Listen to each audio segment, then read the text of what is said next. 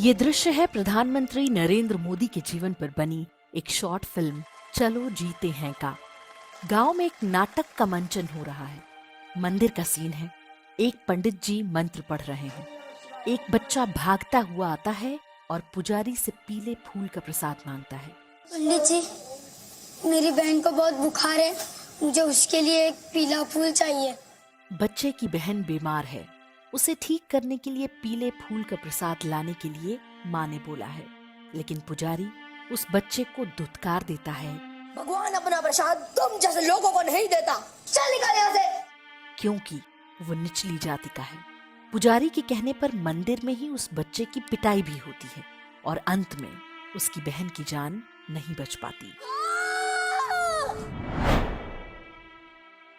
Film के अनुसार इस नाटक का बालक नरेंद्र के मन पर बहुत गहरा प्रभाव पड़ा। नाटक का ये सीन वास्तव में एक टेम्पलेट है।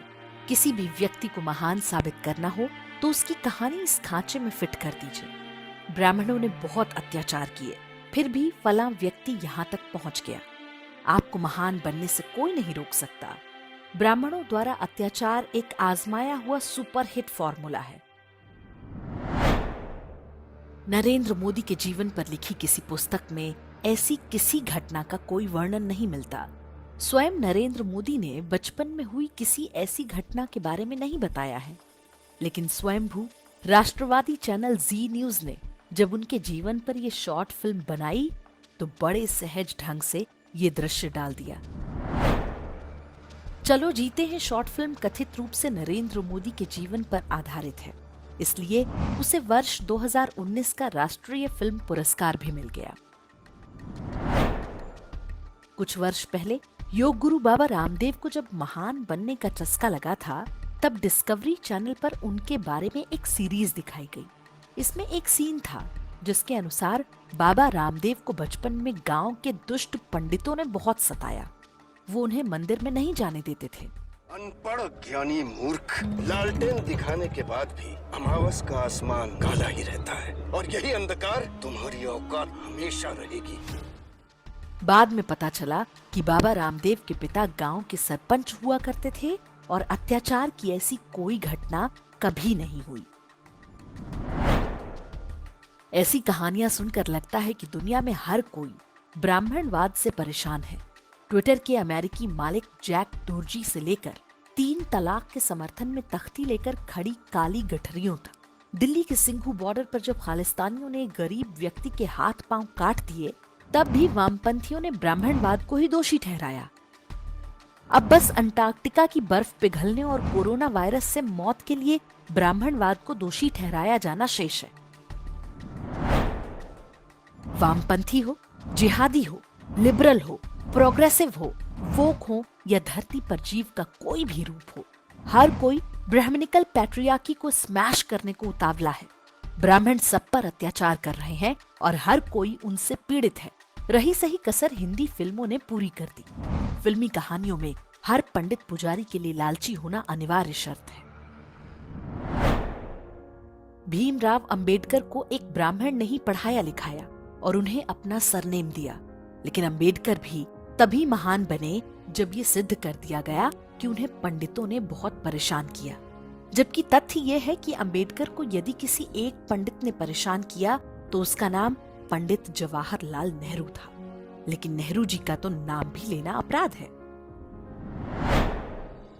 वास्तव में एक समुदाय के रूप में ब्राह्मणों के विरुद्ध ये दुष्प्रचार बहुत गंभीर विषय है। जब हम ब्राह्मण कहते हैं तो इसका अर्थ किसी जाति से नहीं बल्कि एक पहचान से है। आवश्यक नहीं कि हर सन्यासी या पुजारी जाति से ब्राह्मण ही हो।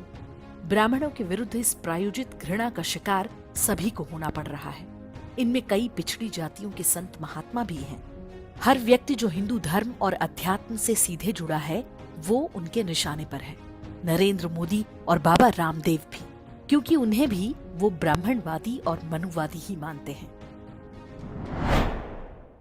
प्रसिद्ध इतिहासकार सीताराम गोयल ने अपनी पुस्तक पैपेसी इट्स डॉक्ट्राइन एंड हिस्ट्री में लिखा है, ईसाई मिशनरियां शुरू से ही समझ गई थी कि हिंदू समाज को नष्ट करने के उनके रास्ते में ब्राह्मण सबसे बड़ी बाधा है। इसलिए सेंट जेवियर ने धर्मांतरण के अपने प्रयासों के लिए ब्राह्मणों के विरोध को मूल मंत्र बनाया। ईसाई मिशनरियों के नेतृत्व में हो रहे दुष्प्रचार का परिणाम है कि आज अधिकांश लोग सहज रूप से मान चुके हैं कि ब्राह्मण अत्याचारी और शोषक होते हैं। हर किसी को लगता है कि उसकी परेशानियों का कारण ब्राह्मण है। क्या आपने सोचा है कि ब्राह्मणों के इस खलनायकीकरण का परिणाम क्या होगा? हो सकता है आपने इसकी कल्पना अभी नहीं की हो, लेकिन इस षड्यंत्र को रचने वालों के लक्ष्य बहुत स्पष्ट हैं। वो ब्राह्मणों के नरसंहार की तैयारी में हैं। वो चाहते हैं कि हिंदुओं की सभी जातियों के लोग ब्राह्मणों के शत्रु बन जाएं और सब आपस में ही कट मरे। ये कोई कोरी कल्पना नहीं है। स्वतंत्रता के बाद ब्राह्मणों के नरसंहार के 3 छोटे प्रयोग हो चुके हैं। वर्ष 1948 में गांधी की हत्या के बाद महाराष्ट्रियन ब्राह्मणों की बड़े पैमाने पर हत्याएं करवाई गईं। अहिंसा के पुजारी महात्मा गांधी की मौत का बदला लेने के लिए हजारों ब्राह्मण मारे गए थे। उनकी गलती ये थी कि वो नाथूराम गोडसे की जाति के थे। वर्ष 1967 में दिल्ली के बोट क्लब पर साधु सन्यासियों पर इंदिरा गांधी ने गोलियां चलवाई थी।